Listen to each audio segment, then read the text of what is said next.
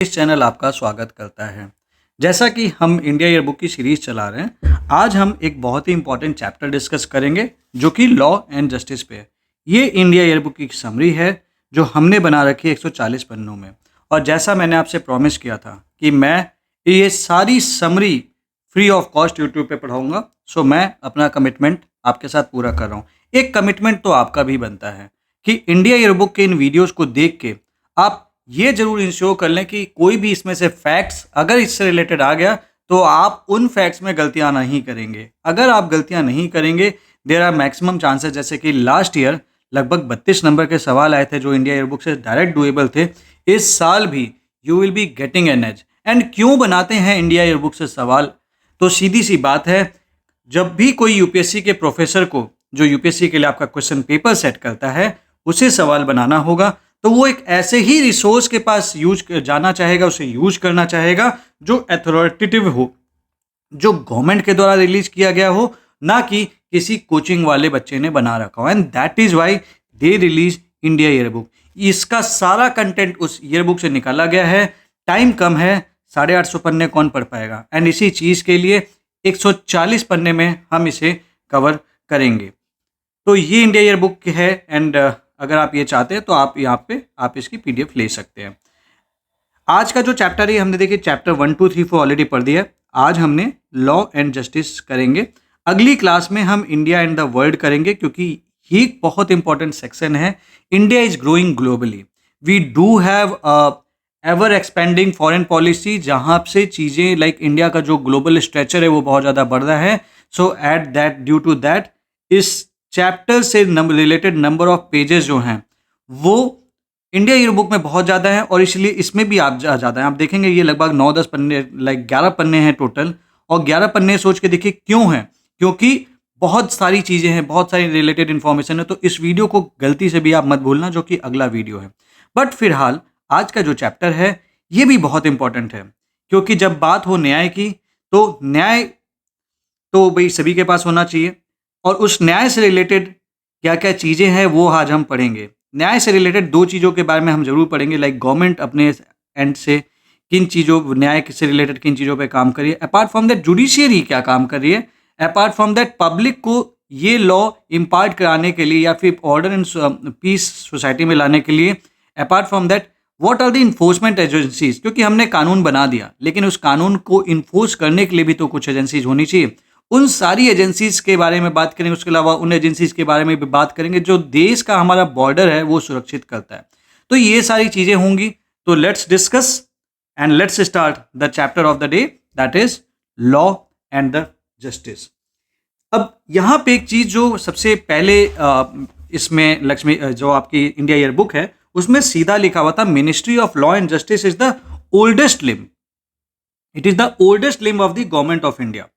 और ये स्टैब्लिश किससे हुआ था? So which ministry is the oldest? Ministry of law and justice. It trace back its roots to chartered act of 1833, जब governor general council came into existence and it got its legislative power. ठीक है, इसी के तहत it ruled governor general in council from 1834 to 1920। Later you know the government of India Act आया था 1919, then we had the government of India Act 1935। इसके basis पे जो लॉज थे वो इनैक्ट किए जा रहे थे। करंट फ्रेमवर्क ये है कि आज़ादी के बाद कॉन्स्टिट्यूशन बना, इन्फोर्स हुआ, एंड उसने जो कि 26 जनवरी को इन्फोर्स हुआ था, this has like vested the legislative power in the parliament. ये थोड़ा सा इतिहास है जो कि आपको पता होना चाहिए जनरल नॉलेज के लिए, but there is real chances कि यूपीएससी से रिलेटेड सवाल बनाएगा। ठीक है, current structure of the ministry. अब देखिए मैं आपको पढ़ाते समय ना 2 चीज़ें बात करता हूँ। एक ये है कि जो आपको पता होना चाहिए, एक वो इन्फॉर्मेशन बताता हूँ कि ये तो जरूर ही पता होना चाहिए। जो जरूर ही जो पता होना चाहिए उसके नोट्स जरूर बना लेना। मिनिस्ट्री का करंट स्ट्रक्चर क्या है? इसके 3 डिपार्टमेंट्स हैं। One is the department of legal affairs, second is the legislative department, third is the department of justice. ठीक है, ये 3 डिपार्टमेंट्स हैं। इस 3 डिपार्टमेंट में जो डिपार्टमेंट ऑफ लीगल अफेयर्स है, ये भैया लीगल इंटरप्रिटेशन करता है कॉन्स्टिट्यूशन का। It overseas the Indian legal services, ये सारा कुछ है। इनका काम ड्राफ्टिंग का है। इनका काम है they handle appointment, resignation and removal of chief justice of India and जजेस of supreme court and high court. तो अगर कौन सा डिपार्टमेंट इसमें इन्वॉल्व है तो it is the department of justice, not the department of legal affairs. ठीक है, अब आप अगर ओरिजिनल इंडिया ईयर बुक में जाएंगे तो they have given something about the Indian legal system, they have discussed about the sources of law, जो कि बहुत इन जनरल आपको इन्फॉर्मेशन पता है। भाई सोर्सेज ऑफ लॉ क्या है, कॉन्स्टिट्यूशन है, स्टैट्यूट्स हैं जो लेजिस्लेचर बनाता है, या customary laws and case laws, ये इन सब चीज़ों पे वो सवाल नहीं बनाएंगे। Then they have discussed about the judiciary, they have discussed about the supreme Court, जो कि ऑलरेडी लक्ष्मीकांत में बहुत अच्छे से कवर्ड है। So that would be a wastage अगर मैं इसको इसमें इंक्लूड करता।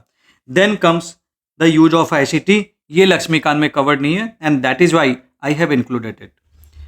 सुप्रीम कोर्ट ऑफ इंडिया भी डिजिटल इंडिया को रिस्पेक्ट करता है कि इंडिया में there should be the digital things should be connected digitally, तो हमें भी एडवांस होने की जरूरत है and that is why they are actually working for this digital tools and platforms.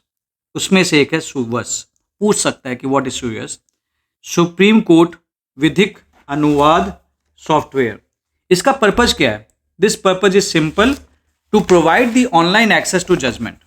और ऑनलाइन एक्सेस टू जजमेंट को प्रोवाइड करने के लिए they have launch this portal and this thing actually translate Supreme Court judgment into regional language. तो regional language में होगा तो like let's say कि कोई तमिल वाला इंसान भी है वो भी समझ सकता है, तो that is why it has been launched. ठीक है, then we have the e filing 2.0।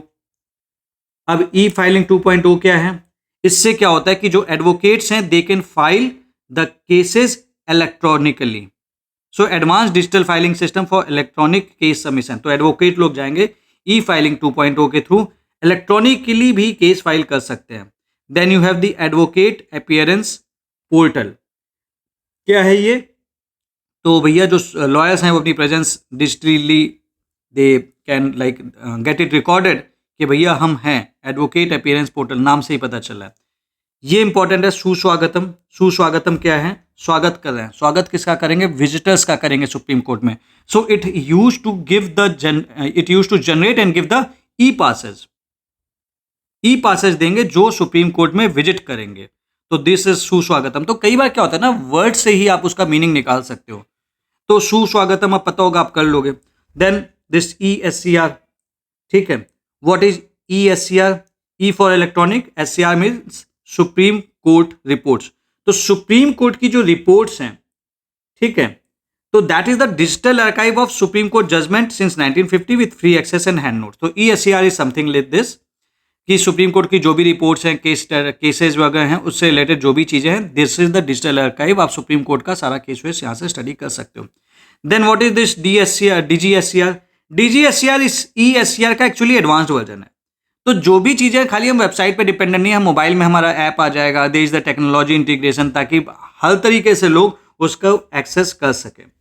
Then supreme court ने अपना खुद का एक RTI पोर्टल लॉन्च किया है। ठीक है, ये इंपॉर्टेंट है, you should know. And then this ES portal. What is this ES portal? This is ई-सेवा पोर्टल एक्चुअली। ई-सेवा पोर्टल में क्या है कि भैया आप अपनी जो RTI एप्लीकेशंस वगैरह ऑनलाइन वगैरह फाइल कर सकते हैं। Then you have national judicial data grid. National judicial data grid, यहाँ पे क्या होगा? It will help you to provide what?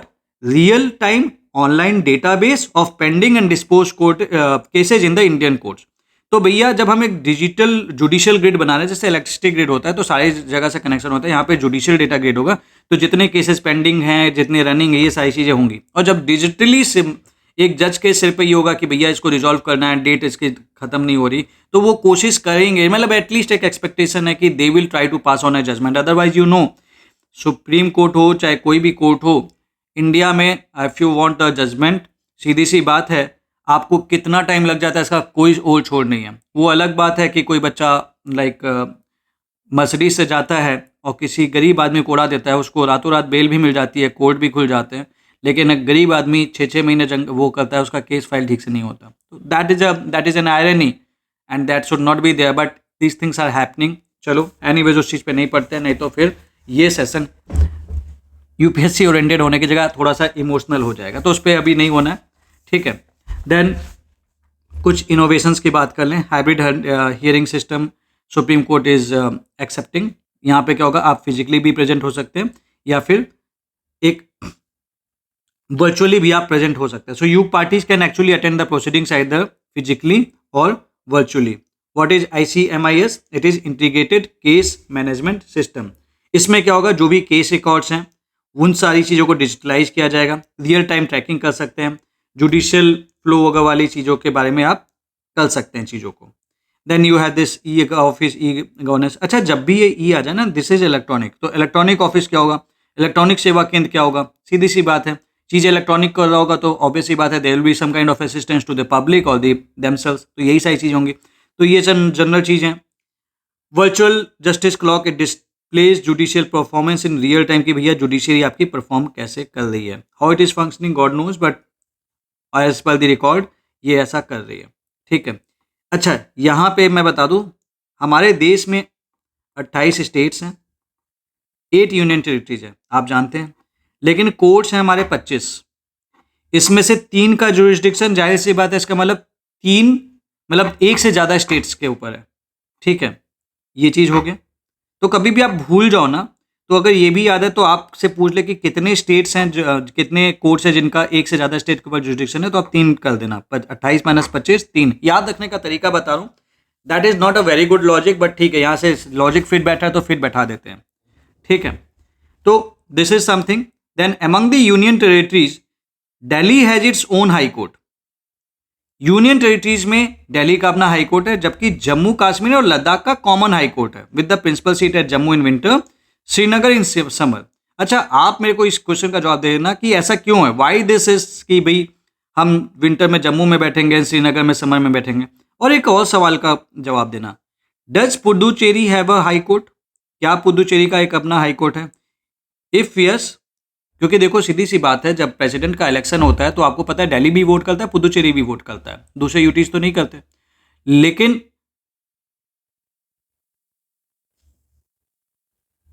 लेकिन अब ये बात सोचने वाली है कि भैया जब प्रेसिडेंट के इलेक्शन में वोट कर रहा है पुदुचेरी, तो इसके पास अपना हाई कोर्ट नहीं है या फिर है, ये आप मुझे बताना. ठीक है.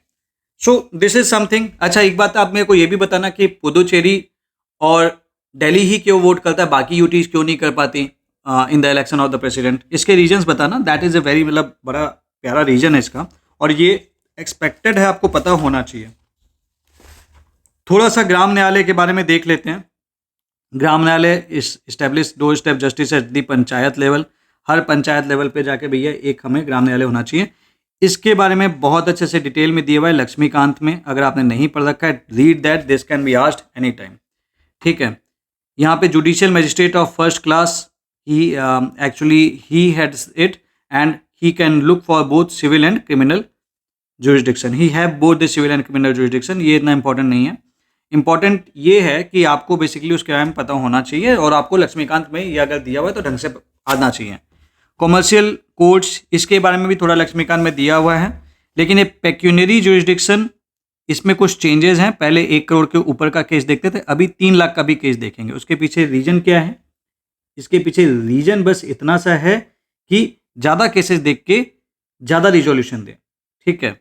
नाउ देन एक चीज़ यहाँ पे इंपॉर्टेंट फीचर ये है कॉमर्शियल कोर्ट का, दैट रैंडम केस एलोकेशन. ये सारी चीज़ें तो चलिए जनरल चीज़ें हैं. Pre institution meditation has been made mandatory for filing a case in commercial courts. ये इंपॉर्टेंट है. तो आपको पहले मेडिएशन करने की कोशिश करना चाहिए. नहीं हो पाया तो हमारे पास होता है, किससे हमारे ज़बरदस्ती के केसेस ना बढ़ जाएं कि हर बात पे तुम आगे 100 रुपये के लिए पंगे करने. ठीक है. ऑल्दो 3 लाख से नीचे तो वो बात ही नहीं करेंगे.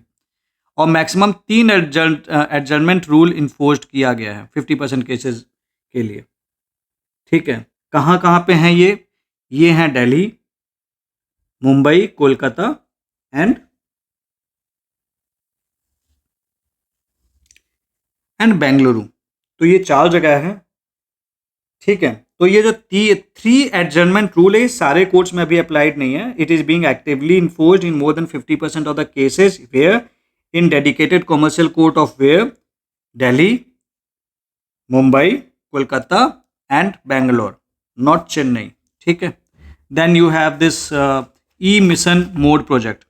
ठीक है. कौन कौन मिलके कर रहा है? Department of justice, that is the ministry of law के अंडर में जो है, and then we have the supreme court E committee. ये लोग मिलके कर रहे हैं. That is important.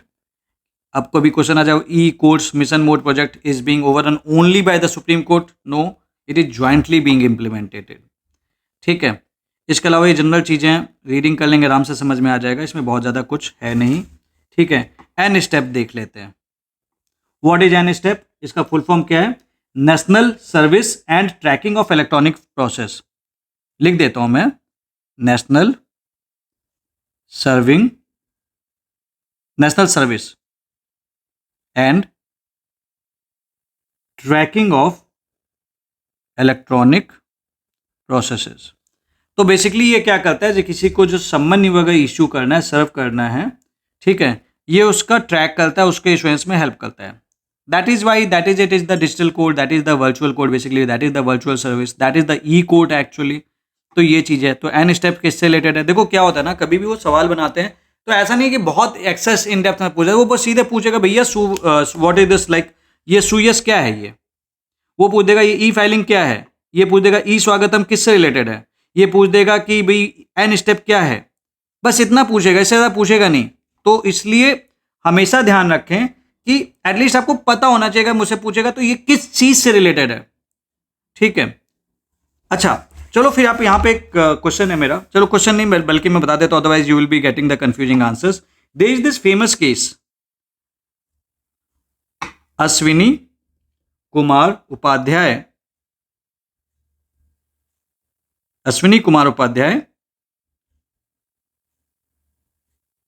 Versus union of India. यहाँ पे सुप्रीम कोर्ट ने डायरेक्शन किया था कि भैया जो भी एमपी एमएलए वगैरह हैं, इनके खिलाफ जो क्रिमिनल केसेस हैं, इसको एक्सपेडाइट ट्रायल होना चाहिए। इसके चलते, इनके डायरेक्शन के चलते there has been the settlement of 12 special court चल रहे हैं। तो ये केस किससे रिलेटेड है, आपको ये बात पता होनी चाहिए। Just because India year book has mention, so you should be knowing it. By chance पूछ दे, जैसे कि उन्होंने मेंस में भी कोएलो केस के बारे में पूछ रखा है, what is this Coelho case, पता नहीं क्यों पूछ रखा है, बट पूछ रखा है। they want a journalist but they are asking the question of an advocate कि भैया एडवोकेट वाली फीलिंग दे देता है कभी कभी। एनीवेज, एक्सेस टू जस्टिस की बात कर लेते हैं। दिशा, व्हाट इज दिशा, ये बात आपको पता होनी चाहिए। This is very important, designing innovative solutions on holistic access to justice in India. तो दिशा पोर्टल किससे रिलेटेड है, ये आपका बेसिक आपको पता होना चाहिए। इन्होंने क्या किया है कि 3 चीज़ों को बेसिकली कंबाइन कर दिया है दिशा portal. What is Telelaw? Telelaw is providing the legal aid via CSC. What are CSC? Common Service Center. Common Service Center के थ्रू हम लीगल एड प्रोवाइड करेंगे, ठीक है, और मोबाइल ऐप के थ्रू भी करेंगे। तो एक तो ये है, एक है न्याय बंधु, प्रो बोनो लीगल सर्विसेज। तो प्रो बोनो मतलब जो पैसा नहीं लेता है, जो पैसा नहीं लेगा वो कौन होगा, वो वॉलंटरी होगा।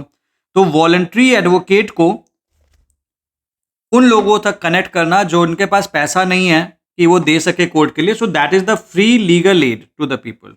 उसके लिए एक एडवोकेट चाहिए होगा जो पैसा नहीं लेना चाहता होगा। जैसे ये धर्म वाली बात होती है, जैसे लाइक देयर आर मेनी, बहुत सारे लोग सेवा करते हैं, so they don't take the money. Like even in Mukherjee Nagar there is this famous Nirankari colony है। तो वहाँ पे एक निरंकारी जो लोग हैं, वहाँ पे कई सारे डॉक्टर्स बैठते हैं। लेट मी टेल यू, वहाँ पे उन्होंने एक हॉस्पिटल बना रखा है।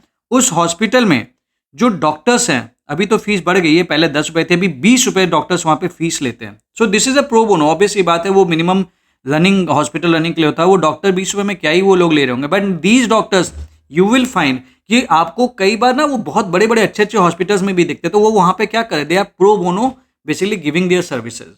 सो this something like this legality में भी तो कुछ अच्छे लोग भी हैं जो इस तरह से काम करते हैं, तो कुछ अच्छे एडवोकेट्स भी होंगे जो काम करते होंगे। देन वी हैव दिस न्याय मित्र, ठीक है। न्याय मित्र कौन है? मित्र जो कि न्याय देगा, यानी कि द रिटायर्ड जुडिशियल और executive officer with a legal background. So these are the Nyaya Mitra. ये डिस्ट्रिक्ट कोर्ट में इंट्रोड्यूस किया गया है to support disposal of 10+ old pending cases. So they will recognise and they will take it forward, ठीक है।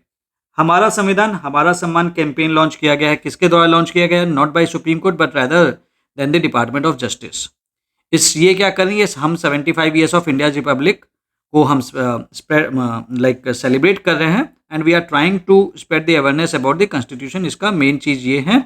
उसके अलावा sensitising citizens on the Panchpran principles. Now tell me what is Panchpran, क्या है ये पंचप्राण प्रिंसिपल? ये देखिए, ये यूपीएससी वैसे मुश्किल है कि पूछेगा, लेकिन मेंस में अगर आपने ना कभी पंचप्राण लिख दिया तो आपके नंबर बड़े अच्छे मिल सकते हैं, ठीक है।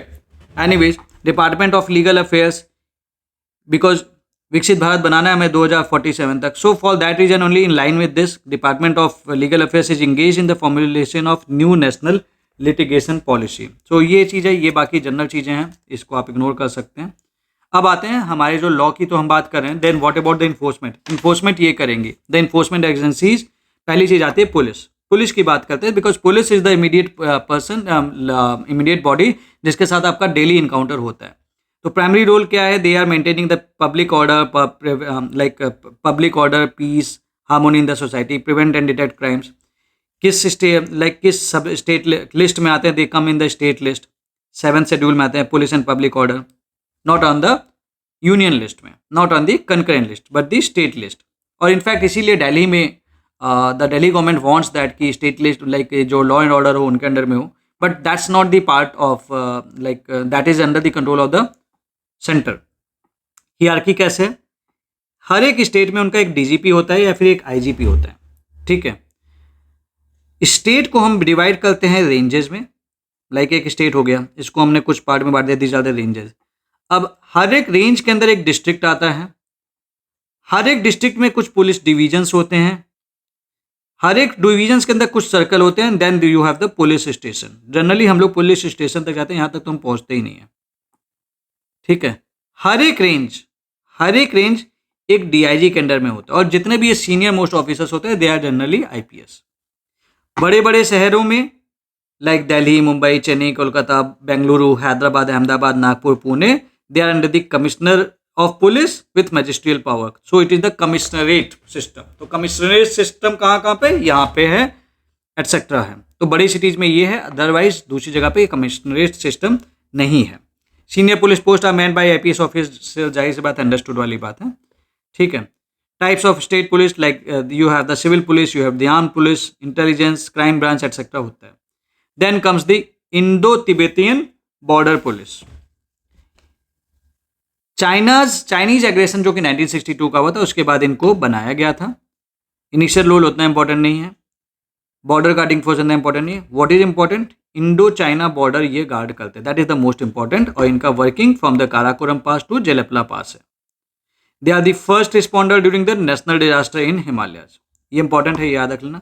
बीएसएफ की बात कर लें तो ये इंडिया का इंटरनेशनल बॉर्डर प्रोटेक्ट करता है from Pakistan and Bangladesh. Border security force. तो it's not the Indo Tibetan border force, it is the rather than the BSF which is protecting the India at the border of Pakistan and Bangladesh. Additional roles किसी को कुछ भी मिल सकते हैं, इसकी कोई limit नहीं है. जैसे कि इनके एडिशनल रोल है anti infiltration operation in Kashmir valley, north east भी जा सकते हैं, नक्सल ऑपरेशन में भी जा सकते हैं, security of integrated check post. लेकिन मेनली वो सवाल बनाएंगे तो मैक्सिमम चांसेस है इस पे बनाएंगे, इस पे नहीं बनाएंगे. या फिर इसके लिए लिखेंगे तो दे विल राइट कि these additional roles can be assign. तो जहां पे कैन भी होता है तो देखो, कैन बी में तो हम कुछ भी कर सकते हैं. आसाम राइफल्स की बात करें, दे आर दी ओल्डेस्ट. तो कौन सी oldest central paramilitary force India में? That is the Assam Rifles. Initially Cachar levy कहते थे भी, 1835 में बना था. तो currently what it is doing? It is actually protecting the Indo Myanmar border. इसका निकनेम क्या है? Friend of the north east. तो नॉर्थ ईस्ट का फ्रेंड कौन है? असम राइफल्स है. बीएसएफ नहीं है, इंडो तिब्बतियन बॉर्डर नहीं है, असम राइफल्स है. ये पता होना चाहिए. एनएसजी की बात कर लेते हैं. This is the federal contingency agency under the ministry of home affairs. ठीक है. अब इसका ऑब्जेक्टिव क्या है भैया? एंटी टेरर एक्टिविटीज वगैरह को बचाना है, अवॉइड करना है और उसको नहीं होने देना है. और बनाया क्यों गया था? अगला सवाल ये भी आ सकता है. तो बनाने के पीछे सिंपल सा रीजन था. There was this blue star operation. उसके बाद there was a felt need कि ऐसी हमारे पास बॉडी होनी चाहिए, and that is why they have formed it. Motto क्या है? Zero error force. ठीक है. इट इज मॉडल्ड ऑन, अगर एग्जाम्पल देखा जाए तो ये सब चीजें, SAS ऑफ यूके. ठीक है. This is not CICN, this is GIGN of France. इसे आप करेक्ट कर लेना. एक दो मिस्टेक्स आई कैन सी, मैं बता देता हूँ, ज़्यादा मिस्टेक्स नहीं है. जी का C हो गया है. ठीक है. Then this is not CSG, this is GSG 9. Although mistakes नहीं है इसमें, बट बाई चांस ये C का G हो गया. Then you have Sayeret Matkal कह लीजिए या फिर सर इत मतकल इन इजराइल. ये उनकी फोर्स है similar to this. Then you have the Delta Force in USA. Simple. क्यों जानना जरूरी है ये? It is modelled on because अगर इंडिया ईयर बुक ऑलरेडी दे रहा है तो वो मैच दी फॉलोइंग दे देगा। एसएएस को मैच कर देगा फ्रांस के साथ, जीएसजी को मैच कर देगा आपका इजराइल के साथ और बोलेगा अब चलो मैच करो, बताओ कौन सा सही मैचिंग है, all pair are correct, none pair is correct etcetera. तो इसलिए आपको ये जानना जरूरी है। Then we have the CRPF. CRPF they does have the multi dimensional role. Found कहाँ पे होता है? नीमच में, as the Crown representative police. ठीक है। एंड सरदार वल्लभ भाई Patel who was the first home minister, he was actually very supportive for this force। ठीक है। इनके कुछ कंट्रीब्यूशंस वगैरह के बारे में बात हुई है, like in 1959 in the Hot Spring in Ladakh CRPF patrol was ambushed by Chinese. ठीक है। तो 10 लोग मरे थे शहीद के लिए, इसीलिए इन्होंने पुलिस कमेमोरेशन डे बना दिया 21 अक्टूबर। तो ये डेट इंपॉर्टेंट है, बेसिकली इतिहास उतना इंपॉर्टेंट हो ना, ये डेट इंपॉर्टेंट है। Then something like that we have the 9 April we have the valour day. तो ये डे याद कर लेना, 21 अक्टूबर को ये होता है, 9 अक्टूबर को 9 अप्रैल को ये होता है। अच्छा, आप में से कुछ बच्चे बोल सकते हैं कि अरे सर डेट तो कभी पूछता नहीं है। मानते हैं नहीं पूछता है, I do understand and I agree with you, date generally नहीं पूछता है। लेकिन यूपीएससी का कब मूड खराब हो जाए, कब क्या पूछ ले, ये कोई गारंटी है? They have asked about 3 questions state on the sports, sports भी नहीं पूछता है, पूछा ना तो एटलीस्ट अगर मेरे इंडिया ईयर बुक में दिया तो मेरे को पता होना चाहिए, दैट इज वाई। ठीक है। यूएन मिशंस में सीआरपीएफ की बात कर लें तो सीआरपीएफ के यूएन मिशन अभी 4 जगह पे चल रहे हैं, कोसोवो, हैटी, लिबरिया, श्रीलंका।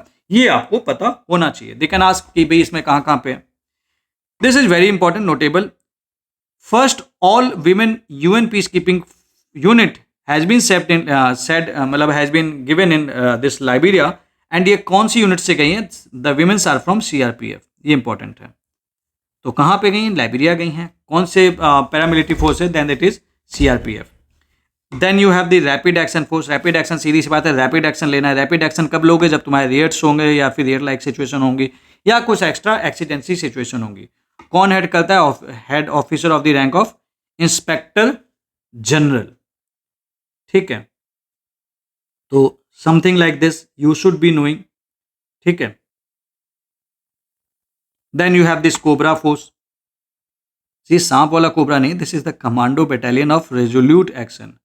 कमांडो उनके लिए माना जाता है कि दे आर लाइक, इनकी ट्रेनिंग इतनी हार्ड होती है, इतनी हार्ड होती है कि वो इंसान बचते ही, मतलब वो इंसान नहीं रहते, वो कुछ और ही हो जाते हैं। They are just like the steel frame. ठीक है। तो वाई दे हैव बीन, इनका बनाने का पर्पज क्या है? To tackle the left wing extremism specially naxalite. Main purpose इनका ये है, बाकी अलग अलग काम इनको दिए जा सकते हैं। डिप्लॉयमेंट एरिया जनरली क्या है? नक्सल हार्ट एंड नक्सल एरिया के लिए इनको बनाया गया। तो नक्सल कहाँ पे? जैसे छत्तीसगढ़ हो गया, झारखंड हो गया, Orissa and part of Maharashtra. तो ये आप याद कर लें। तो यूपी में इन जनरल आपको नहीं मिलेंगे, बट इन जगहों पे मिलेंगे। Then you have the CISF. CISF क्यों बनाया गया था? पहली बात है किस मिनिस्ट्री में आता है? This comes under the ministry of home affairs. And what is its mandate? To secure the critical infrastructure, industrial unit and VIPs. तो वीआईपीज के प्रोटेक्शन के लिए सीआईएसएफ वाले लोग होते हैं। इसी चीज़ के लिए अक्सर अगर आप देखेंगे, जब आप लाइक लेट से कोई बड़ा थर्मल पावर प्रोजेक्ट भी है, इवन अगर आप लाइक जाएंगे, लाइक लेट से कि आप किसी बड़े ऑफिस जाएंगे जो गवर्नमेंट ऑफिस है, तो अक्सर उसकी प्रोटेक्शन करते हुए आपको सीआईएसएफ के लोग ही दिखते हैं। Even on the airport you will be finding many times you will be seeing the people who are protecting it, they are the CISF people. ठीक है। फायर प्रोटेक्शन में इनका एक रोल है। They are the one of the largest fire protection agencies in the world. ठीक है। उसके बाद आता है सशस्त्र सीमा बल। सशस्त्र सीमा बल की बात कर लें, this also comes under the ministry of home affairs. इनका मोटो है service, security, brotherhood. This is the border guarding force of India. और कहाँ पे प्रोटेक्शन कर रहा है? इंडिया और नेपाल के बॉर्डर पे, इंडिया और भूटान के बॉर्डर पे। ये इंपॉर्टेंट है। तो कौन सी बाउंड्री के अलॉन्ग कौन सा ऑर्गेनाइजेशन वर्क कर रहा है, ये आपको बात पता होनी चाहिए। हिस्टोरिकल बैकग्राउंड इतना इसका इंपॉर्टेंट नहीं है। Initially they were active in initially active in this NEFA, which is now in Arunachal Pradesh, and apart from that they are active here. Expanded deployment, उनका काम बढ़ा दिया गया और यहाँ पे इनको भेज दिया गया, ये आपको पता होना चाहिए। Now this civil defense अक्सर आप सुनते होंगे। What is civil defense? सीधी सी बात है, जो डिफेंस फोर्सेज में कुछ लोगों को ऐड करना, बट दैट शुड बी उनको इतना ज़्यादा उनके ऊपर माथापच्ची नहीं करना, इतने रिसोर्सेज खर्चे नहीं करने ताकि ये लोग काम कर सके, तो कम खर्चे में ज़्यादा आराम मिले। One of the purpose that actually of the government is that कि हमें सीधी सी बात है, ये नेचुरल सी बात है, अगर हमें सस्टेन करना है तो हमें कम खर्चे करने हैं, तो ऑब्वियस सी बात है कि हम परमानेंट कमीशन में ले लेंगे इन लोगों को, तो हमें उनको ध्यान भी रखना पड़ेगा। तो उन सारी चीज़ों को सर्विसेज हटा के कुछ लोग हैं जिनको नौकरियाँ मिल जाएँ और हमारा काम भी हो जाए, so we have a civil defence. Actual purpose ये है, बाकी तो ऑन द रिकॉर्ड कुछ भी आप लिख लीजिए। So they were formed November 1962 post Chinese aggression. Primary aim क्या है, जैसे नेशनल इमरजेंसी हुई तो you have can save the lives, you can minimise the damage to property and etcetera, ये सारी चीज़ें इन जनरल वर्क है। इंपॉर्टेंट क्या है सिविल डिफेंस में, one is the voluntary basis, ठीक है। तो this is volunteers, people majority are the volunteers, ठीक है। You have a very small paid staff and since it is volunteer है तो स्टाफ तो जो पेमेंट वाला स्टाफ होगा बहुत कम होगा, ठीक है। इनकी ट्रेनिंग होगा यहाँ पे होती है, इतना ज़्यादा इंपॉर्टेंट नहीं है ये। आ जाते हैं होम गार्ड पे। Home guard is again the volunteer force and you will see the members from all sections of society, और 3 से 5 साल के लिए आपको होम गार्ड बनाया जा सकता है। You are merge into uniform volunteer force, they were merge into uniform volunteer post post 1962 Chinese aggression. Anyways ये इतना इंपॉर्टेंट नहीं है, इससे पहले वाला जो बताया वो इंपॉर्टेंट है। ये कुछ पर्सनल लॉज हैं, अलग अलग रिलीजन, तो ये चीज़ हैं, ये चीज़ें दी हुई हैं। जनरल ये सभी पे इन जनरल मोरलेस एप्लीकेबल है। फॉरेन मैरिज एक्ट फॉरेनर्स वगैरह पे, इस पे special marriage act in general सभी पे ओवरऑल छोटा मोटा लागू होता है। मेन चीज़ जो यहाँ पे समझना है वो आपको ये है कि जब भी हिंदूज की बात आएगी, whenever any law that is being applied in Hindu, it can include Buddhist, it can include Sikh, it can include Jain, they don't have a separate act of their own. So all things which are applicable to Hindu they are applicable to this. उसके अलावा जो यहाँ पे समझने वाली बात है, Muslim law is still uncodified, ठीक है, ये इंपॉर्टेंट है। Even for the Jewish they don't have a codified law, it is govern by the religious and customary law, तो ये चीज़ है। तो मुस्लिम्स का भी कोई लॉ कोडिफाइड नहीं है, जीविस का भी लॉ कोडिफाइड नहीं है। अभी तक हमें मुस्लिम्स का ही पता है, ये देखो एक नई इन्फॉर्मेशन मिली जीविस के बारे में भी, ठीक है, ये इंपॉर्टेंट है। देन मेजर इलेक्टोरल रिफॉर्म्स, अब देखिए इसके बाद इतना ये चीज़ें इंपॉर्टेंट नहीं है, ऑलरेडी मैंने आपको बता दिया।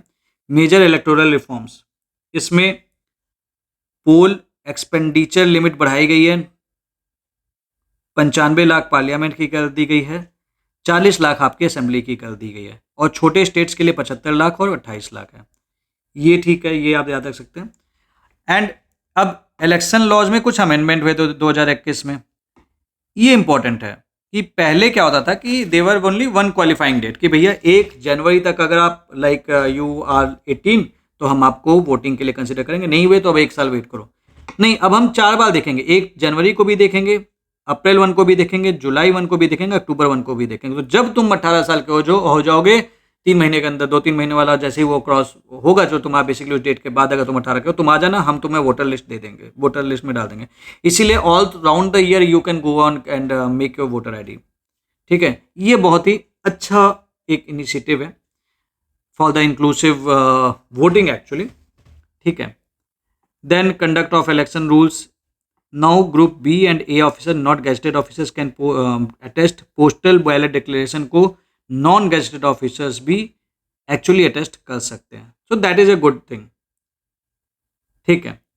अब सीनियर सिटीजन्स का इनका तो बताया था मैंने आपको, person with disability and this, तो इस बार इनको वोटिंग के लिए अलाउ किया गया था, लाइक घर जाके वोट कराया था first time, this was the first time that has happened, so it is important, ठीक है। Rule 27A corresponding. एक क्वेश्चन ये आता है, लास्ट ईयर आया था कि कितने डिलिमिटेशन कमीशन है, here is the list, you should no, ठीक है। ये इंपॉर्टेंट है, नोट कर लीजिए, स्क्रीनशॉट ले लीजिए, दिस इज वेरी इंपॉर्टेंट। 5वां डिलिमिटेशन कमीशन 2020 में बना था Jammu Kashmir north east states के लिए। डिलिमिटेशन को फ्रीज कर दिया गया है until 2026 as per the 84th amendment act. Population बढ़ी है हमारी, डिलिमिटेशन चेंज होगा, डिलिमिटेशन होगा पूरे इंडिया का, तो definitely there will be changes, but as of now we have frozen it as per the population of 2001, not 11 rather than 1, ठीक है। नाउ 2002 डिलिमिटेशन कमीशन था जो कि जस्टिस कुलदीप सिंह के अंडर में था। अब ये वाला, तो चलो मेरे को एक सवाल आप लोग बताओ कि 2020 वाला डिलिमिटेशन किसके अंदर में बना है, who is the boss here. ठीक है, यहाँ पे बात कर लेते हैं जस्टिस कुलदीप सिंह की। So this delimitation it applied to all the states except Jammu and Kashmir, तब वो स्टेट था, एंड अरुणाचल प्रदेश, असम, नागालैंड एंड मणिपुर, यहाँ पे डिलिमिटेशन नहीं हो पाया due to the security issues. ये था इंपॉर्टेंट। रिसेंट डिलिमिटेशन से अब रिलेटेड जो अपडेट है, जम्मू कश्मीर का डिलिमिटेशन हुआ है। Delimitation has been done post Jammu Kashmir reorganisation act, and delimitation commission इस केस में was headed by justice Ranjana Desai. ठीक है, then this was important. Then EVM and VVPAT, I hope आपको पता होगा, who are the manufacturing agencies, BEL and ECIL. ये important है, कभी भी पूछ सकता है। 4-5 एजेंसी दे देगा, बोलेगा इसमें से कौन बना है, अब हमको तुम बताओ। अगर आपको पता होगा तो कर लोगे, नहीं तो आप नहीं बता पाओगे, नंबर कट जाएंगे। ठीक है, then we have this timeline and usage की बात कर लें। पहला जो पायलट यूज था ईवीएम का, that was done in 70 Parur assembly. Basically Parur assembly कहाँ पे है, केरला में। ईवीएम का पहला यूज इलेक्ट्रॉनिक वोटिंग मशीन, लेकिन हमने इलेक्ट्रॉनिक वोटिंग मशीन को यूज करते करते देखा कि हाँ भैया अच्छा काम कर रहा है, सही काम कर रहा है, कोई दिक्कत नहीं आ रही, कोई ग्लिचेज नहीं है। Finally we had done it for the universal use for the Lok Sabha election in 2004। 2004 से इसे हर इलेक्शन में डाल दिया गया। लेकिन देन देयर वर क्वेश्चंस कि क्या ये सही, जो भी नंबरिंग दे रहा है वो सही है। इस चीज के लिए लाया गया VVPAT, voter verifiable paper audit trial. मतलब होगा क्या कि जब आप वोट करोगे तो इसकी आपकी जो ईवीएम वाली मशीन है, इससे रिलेटेड एक वीवीपैट भी होगा। आपको जब आप वोट करोगे तो एक स्लिप दिखेगी 7 सेकंड के लिए। कितने सेकंड के लिए? 7 सेकंड के लिए, ये याद रख लेना। और ये दिखाएगी कि what is the serial number, candidate का नाम क्या है, कैंडिडेट का सिंबल क्या है, किसके नाम पे वोटिंग होगा, जो भी हुई है। एंड आप देखोगे और आप मैच कर लोगे कि भैया हाँ भैया हमने इसी को वोट किया है। Okay, job is done. You can visually verify your vote and then वो पर्ची वहीं पे कट के गिर जाती है। So first use of VVPAT was done in 51 नॉक्सन, दैट इज मतलब नॉक्सन में किया गया था नागालैंड इलेक्शन के through. So this is VVPAT. तो ये डेटा आप याद कर लेना, इंपॉर्टेंट है। ये याद कर लेना, ये इंपॉर्टेंट है। ये याद कर लेना, ये इंपॉर्टेंट है। ठीक है, then you have this voting rights for Indian citizens residing abroad. NRI voting के बारे में थोड़ी सी बात है, तो इनकी लीगल बेसिस होगा तो इन जनरल आरपीए 1950 ही है, 18 साल से ऊपर होना चाहिए। एंड ये इंपॉर्टेंट है, you should B an ordinary resistant of A constituency. आपको एक ऑर्डिनरी रेसिडेंट होना पड़ेगा। इनरोलमेंट प्रोसेस क्या है कि you can self attest the document and submit them to get registered. And आपको किसी कंस्टिट्यूएंसी में इंडियन रेसिडेंस की वहां पे आपको इनरोल्ड होना पड़ेगा, तभी आप वोट दे पाओगे। This is a minimal condition.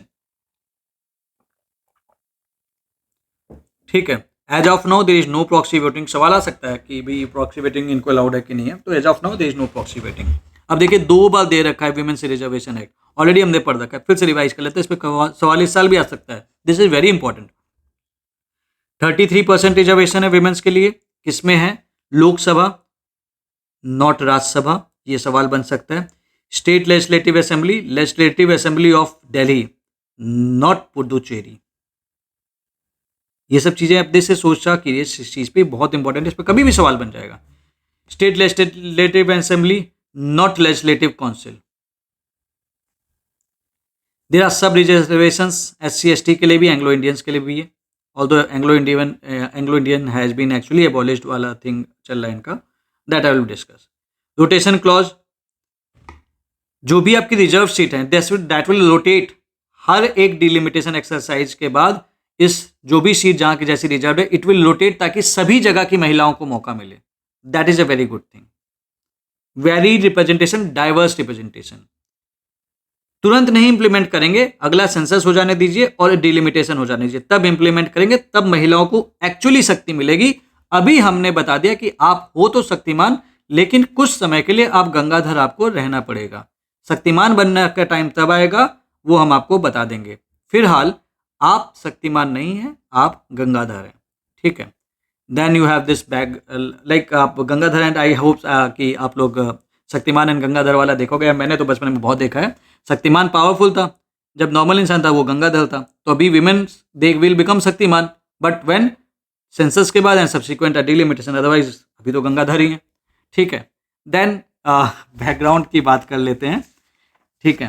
तो ये कहाँ से सारी चीज़ सीख आ रही है? ऑब्वियस सी बात है 73rd 74th अमेंडमेंट, जहाँ पे 1/3 रिजर्वेशन ऑलरेडी पंचायत में और म्यूनिसिपैलिटीज़ में है, ठीक है। तो वो इंपॉर्टेंट है, ये इतना इंपॉर्टेंट नहीं है, जनरली है, आप चीज़ें जानते हैं, पढ़ लीजिएगा, सीधा सीधा पढ़ लीजिए।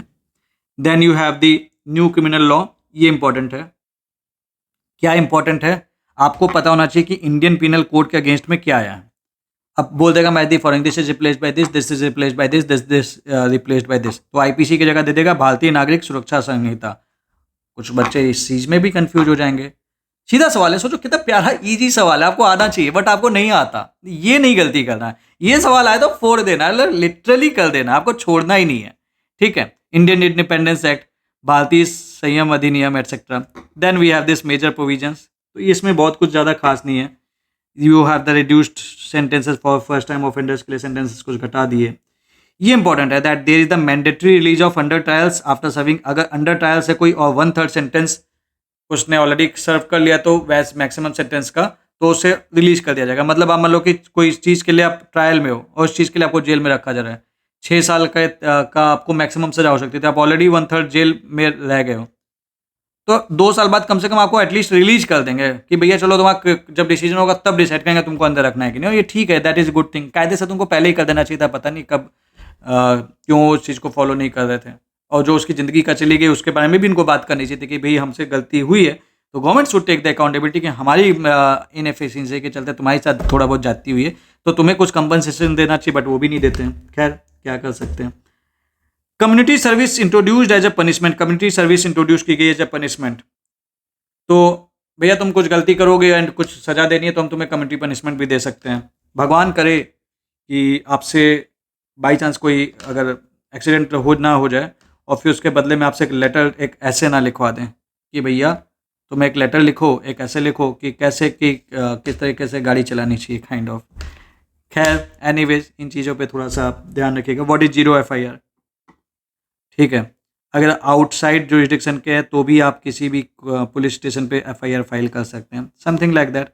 अगर किसी चीज़ के लिए आपको सज़ा 7 साल की होनी होती तो उसके लिए you have to have mandatory forensic collection, जो भी सैंपल्स वगैरह हैं, ठीक है। ई समन्स की बात की गई है, तो legally valid e summons has been introduced, so something like that. This is the end of this topic.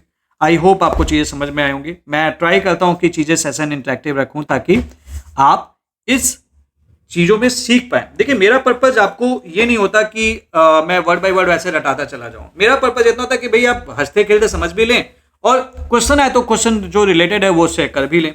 इसी चीज़ के लिए ना लाइक अगर आप कभी नोट्स नहीं भी बना रहे हो ना, जब टाइम मिले तो 1.5x की स्पीड पे ना जो देख रखे हैं वीडियो वो भी देख लेना, आपको नोट्स बनाने की भी जरूरत नहीं पड़ेगी, ऐसे ही याद हो जाएगा। क्वेश्चन आएगा आप ऐसे ही करके आ जाओगे। So that's it for today. अगला टॉपिक इंपॉर्टेंट है एंड इसको हम थोड़ा ज़्यादा डिटेल में डिस्कस करेंगे। That will take a substantial amount of time, तो मुझे थोड़ा सा वक्त भी लगेगा इसको बनाने में, but that will be a very engaging discussion, India and the world. तो अगला वाला वो करते हैं एंड आई एम ट्राइंग कि मैं 5 मई तक आपका ये पूरा कंप्लीट करा दूँ, तो डोंट वरी अबाउट इट। अभी हम थोड़ा स्लो पेस चलें, then later on I will increase the time और I will increase the frequency of the video. So that's all for today, thank you very much.